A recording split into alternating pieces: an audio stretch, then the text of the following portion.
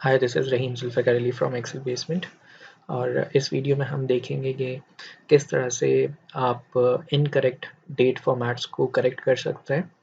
और जब आपके पास आप किसी सॉफ्टवेयर से डेटा एक्सपोर्ट करके एक्सेल में इंपोर्ट करते हैं डेटा, तो समटाइम्स सेल में हमें नंबर्स तो नज़र आ रहे होते हैं, बट वो as a property type numbers नहीं होते। तो उनको कैसे ठीक किया जा सकता है। सो अगर मैं आपको नॉर्मली एक्सेल में इसकी एग्जांपल बताऊं, जैसे आपको सेल में नज़र आ रहा है 440.21, और मुझे ऐसा लगता है कि ये एक नंबर है जो कैलकुलेशन में ऐड हो जाएगा।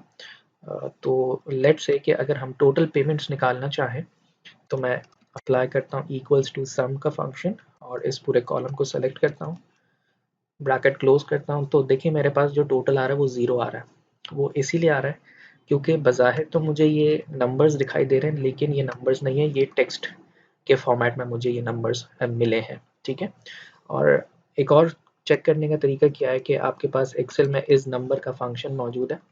सो लेट्स से अगर मैं इस नंबर को अप्लाई करता हूँ फर्स्ट जो मेरे पास नंबर मुझे ऐसे सेल में नज़र आ रहा है, तो इस नंबर मुझे फॉल्स दिखा रहा है। इस तरह से इस नंबर मुझे जो है वो फॉल्स वैल्यू रिटर्न कर रहा है। अगर ये वाकई नंबर होता, फॉर एग्जांपल 440.21, अगर मैं मैनुअल लिखता हूँ और इस नंबर का फंक्शन अप्लाई करता हूँ, तो डेफिनेटली क्योंकि इसकी प्रॉपर्टी एज ए नंबर है तो ये मुझे ट्रू शो कर रहा है। इसका मतलब कि जहाँ से मेरे पास ये डेटा मुझे मिला है उसमें दो इश्यूज मुझे नज़र आते हैं। एक तो ये कि इनकी डेट्स के फॉर्मेट्स ठीक नहीं है, मुझे डेट्स के फॉर्मेट्स शॉर्ट डेट्स में चाहिए, स्लैश वाले फॉर्मेट में चाहिए। बज़ाहिर हमें ये तो कॉन्सेप्चुअली पता है कि डेट्स जो है वो बैक एंड पे नंबर है। और इस वक्त हम जिस ईयर में मौजूद हैं, 2019 में, और नेक्स्ट ईयर 2020 के अंदर, तो हमारे पास डेट्स बेसिकली बैक एंड पे 5 डिजिट नंबर के हिसाब से काम कर रही हैं, वर्कआउट करती हैं। ठीक है, उसकी लेंथ जो है वो 5 है। तो मुझे बज़ाहिर इस एक तो डेट्स के फॉर्मेट्स को ठीक करना है और इन नंबर्स को ठीक करना है जो कि ठीक नहीं है। एक्सेल में मैं मुख्तलिफ टिप्स एंड ट्रिक्स को इस्तेमाल करते हुए इसको ठीक कर सकता हूँ, लेकिन मुझे पता है कि जब कभी भी ये डेटा नेक्स्ट टाइम अपेंड होगा, जब ये डेटा इंक्रीज होगा, चाहे वो डेली बेसिस पे हो, वीकली हो, मंथली हो, तो इशू ये है कि जो सॉफ्टवेयर या जहाँ से मेरे पास ये डेटा आ रहा है हमेशा गलत आएगा।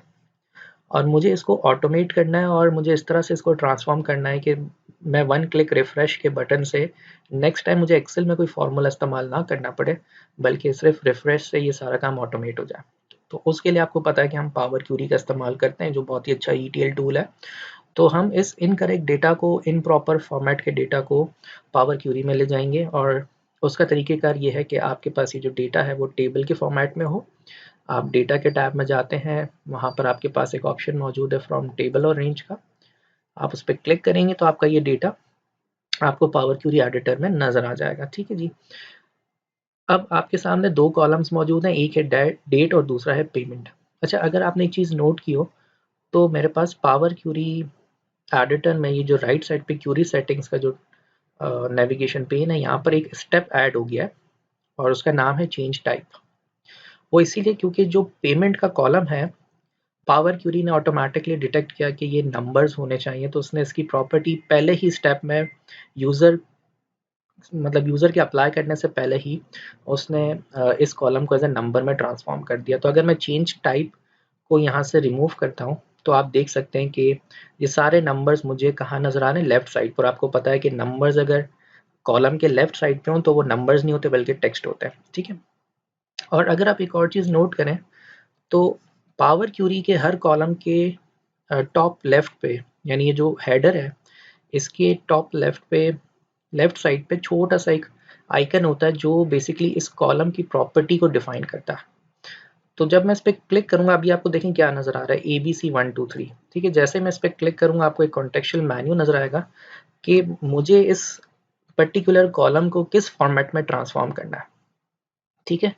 सो मैं क्या करूंगा, मैं सिंपली क्लिक करूंगा एज अ होल नंबर। ठीक है।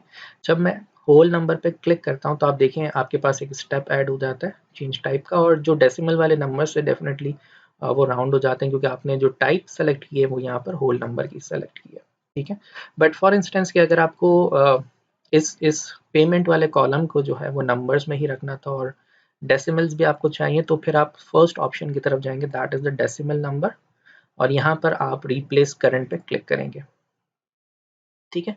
सो आप देख सकते हैं कि आपके पास ये सारे जो टेक्स्ट वाले नंबर्स थे वो एक्चुअली बेसिकली प्रॉपर्टी जो है इसकी नंबर्स की में ट्रांसफॉर्म हो चुकी है। अब बारी आती है डेट्स की।